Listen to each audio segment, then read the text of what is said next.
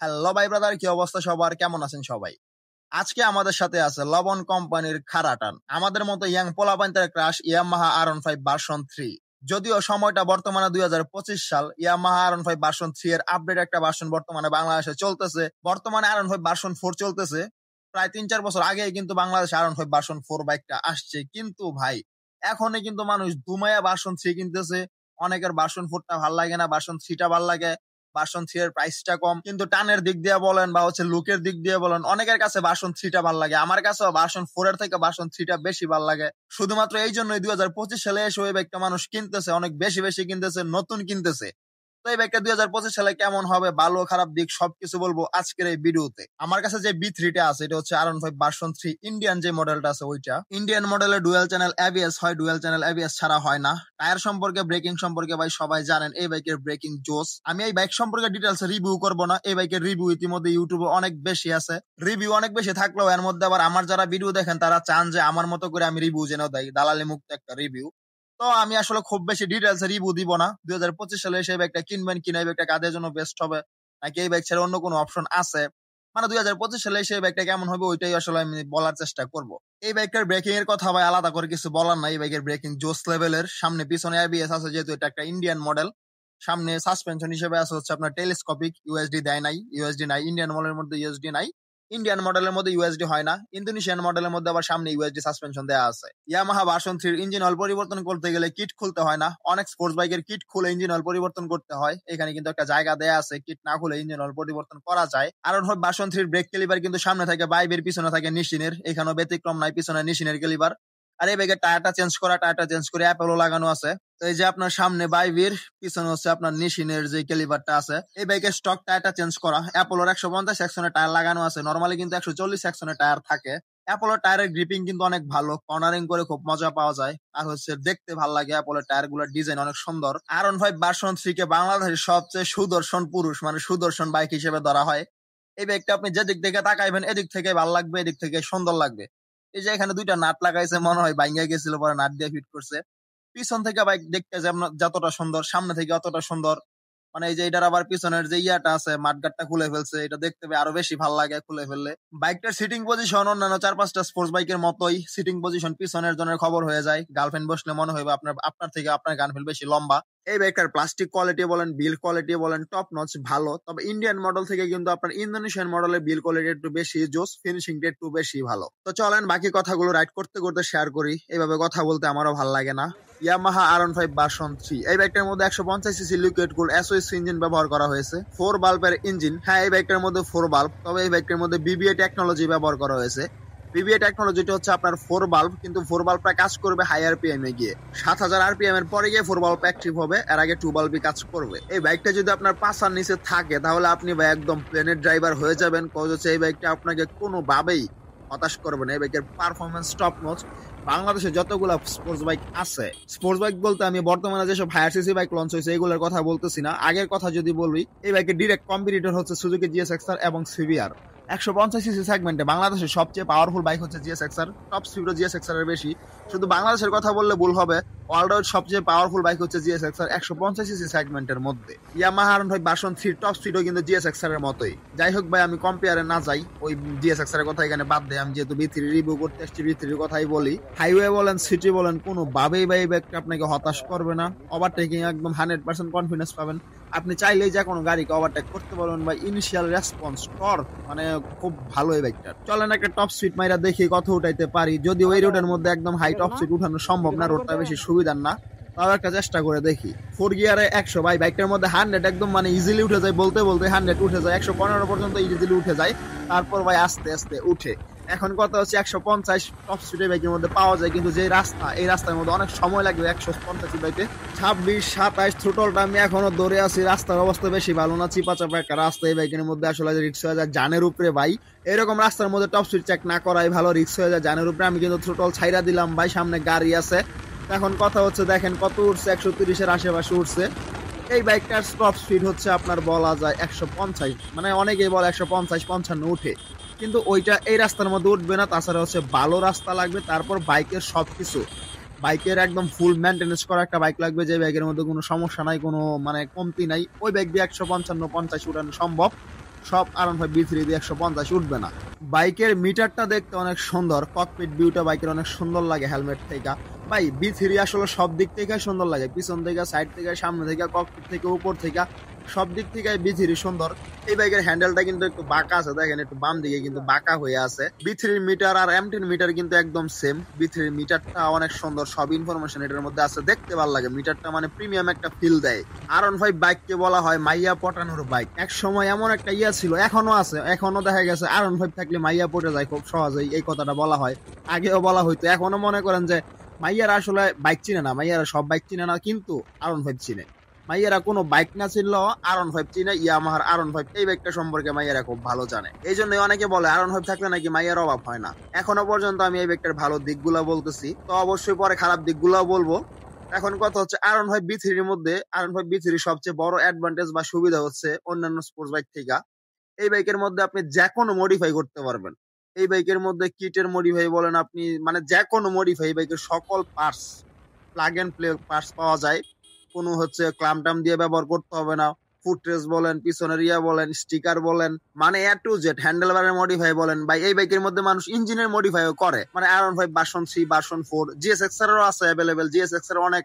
তবে R15 version 3 এর মতো কোনো বাইকে মডিফাই করা যায় না। আচ্ছা ভাই, বাইক সম্পর্কে অনেক বললাম, বাইকের ভালো দিক অনেক বললাম, তো এইগুলা আমার মনে হয় মোটামুটি সবাই জানেন। এগুলা মনে হয় না আমার আর দরকার আছে বলার। তো 2025 সালে সেই বাইকটা কারা কিনবেন, কাদের জন্য এই বাইকটা ভালো হবে, নাকি এই বাইক থেকে ভালো কোনো অপশন আছে, তো আমি এগুলো আসলে এখন শেয়ার করি এবং এই বাইকের খারাপ দিকগুলো বলি। প্রথমে যদি এই বাইকের সিটিং পজিশন নিয়ে কথা বলি, এই সিটিং পজিশন নিয়ে আলোচনা সমালোচনা দুইটাই আছে। অনেকে এটাকে খারাপ বলতে পারেন, অনেকে ভালো বলতে পারেন। এই বাইকটা অনেক ঝুঁকে রাইড করতে হয় সামনের দিকে, একদম স্পোর্টি একটা ফিল দেয়। তবে অনেকক্ষণ রাইড করলে, লং টাইম রাইড করলে আবার কোমর টোমর হাত ব্যথা হয়ে যায়, কারণ যেহেতু অনেক বেশি ঝুঁকে রাইড করতে হয়।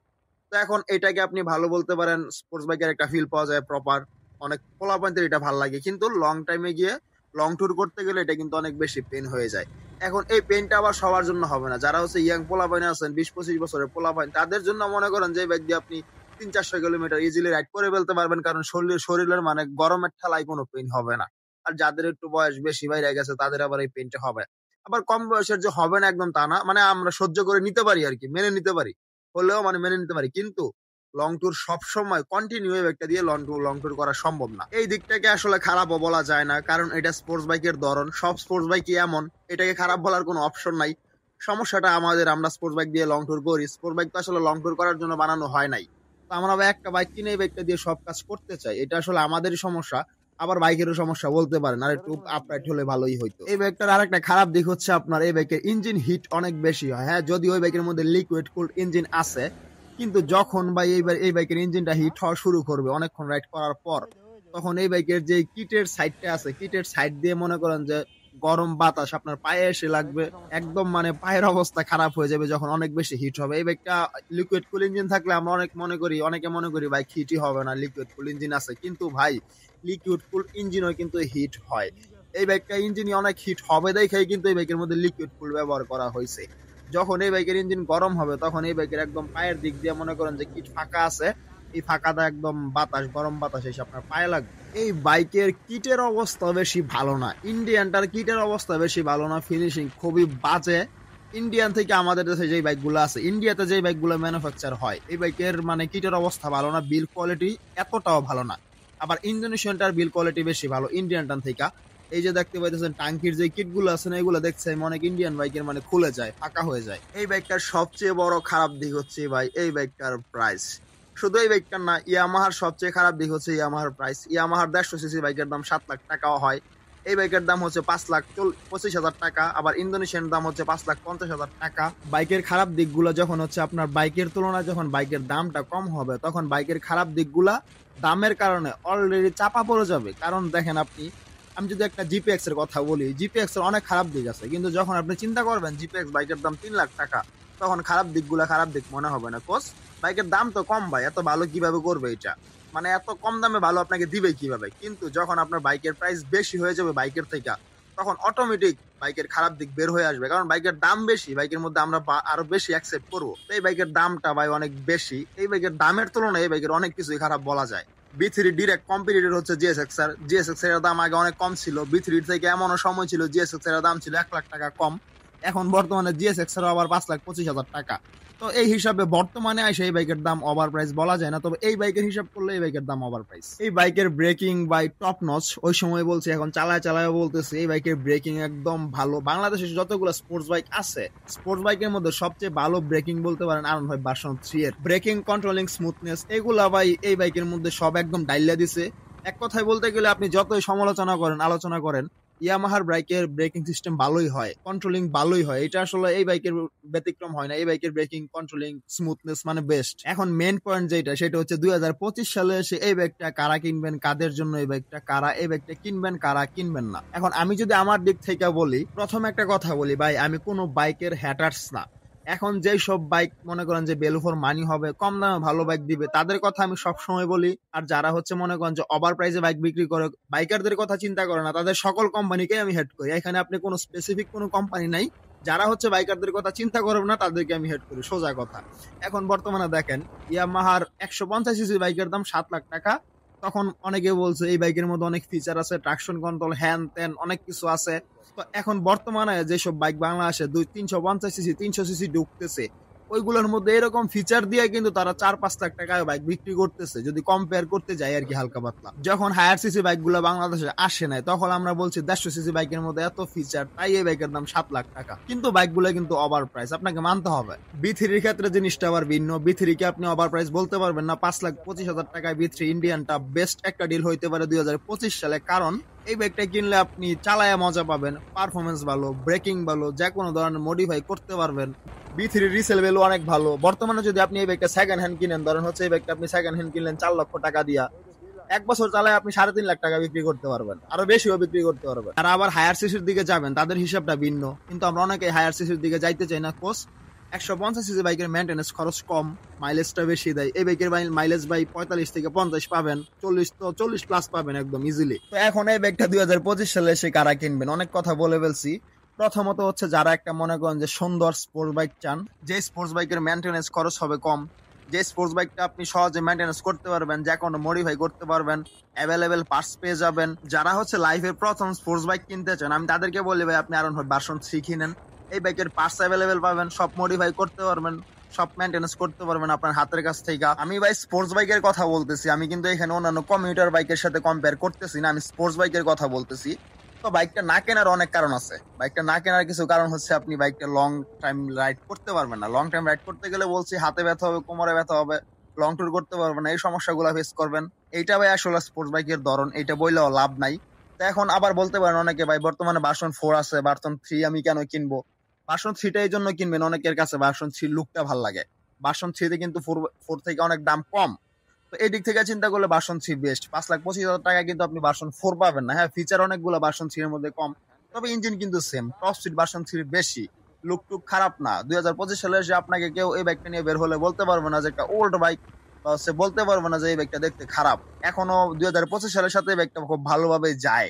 এখন যদি আপনি চিন্তা করেন যে না আমার কাছে টাকা আছে আমি ভার্সন 4 কিনবো, ভাই আপনি কিনতে পারেন, তবে মাথায় রাখেন ভার্সন 4 কিন্তু ওভার প্রাইস, ভার্সন 3 ও কিছুটা ওভার প্রাইস।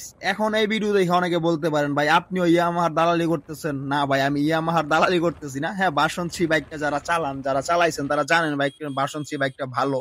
তো ভালোকে ভালো বলতে হবে, খারাপকে ভালো খারাপ বলতে হবে, এটাই তো স্বাভাবিক, তাই না? তো কারা কিনবেন কারা কিনবেন না এটা তো আমি বলে দিয়েছি। যারা হচ্ছে মনে করেন যে প্রথম একটা স্পোর্টস বাইক হিসেবে স্পোর্টস বাইক কিনতে চান যারা, তো তারা এই বাইকটা কিনতে পারেন। সকল ধরনের সার্ভিস করাইতে পারবেন, সার্ভিস অ্যাভেলেবেল পেয়ে যাবেন, মডিফাই পেয়ে যাবেন। বাইকের লুকটা সুন্দর, লুকটা আসলে যার যার বিষয়। লুকটা যদি ভালো লাগে তো কিনতে পারেন, নাইলে আপনি অন্য বাইকের দিকে যাইতে পারবেন। অ্যাক্সিডেন্ট করে বাইকের কিট টিট ভাঙে গেলে, যে কোনো পার্টস ভাঙে গেলে সহজে পেয়ে যাবেন। সবচেয়ে বড় কথা হচ্ছে আপনার কাছে আরন ফাইভ আছে, আপনি মাইয়া পটাইতে পারবেন। আমি কিন্তু এখানে অন্য বাইকের কোনো কথা বলতেছি না, বলার কথাও না, যেহেতু ভার্সন 3 এর ভিডিও। তো আমি ভার্সন 3 এর কথাই বলবো। না কেনার কারণ হচ্ছে বললাম তো, ইঞ্জিন হিটিং ইস্যুটা। লং টাইমে আপনি একটু বেশি রাইড করতে পারবেন না, লং টাইমে একটু প্রবলেম হবে, কোমরটা ইয়ে হয়ে যাবে, হাতে ধরবে। নরমালি সিটিতে ঠিক আছে, একদম ভালোভাবে রাইড করতে পারবেন। ছোটখাটো ট্যুর দিলে কোনো সমস্যা হবে না, ছোটখাটো ট্যুরে কোনো সমস্যা হওয়ার কথা না, কিন্তু লং ট্যুরে আসলে সমস্যা হবে। আর ভাই স্পোর্টস বাইক থেকে লং ট্যুর আশা করা যায় না। তো এখন আপনার শরীরে যদি এনার্জি থাকে আপনি ওইটাও পারবেন। আর যদি মনে করেন যে বি3 কিনার চিন্তা ভাবনা থাকে, তাহলে আমার মনে হয় ইন্ডিয়ান থেকে ইন্দোনেশিয়ানটা বেস্ট হবে।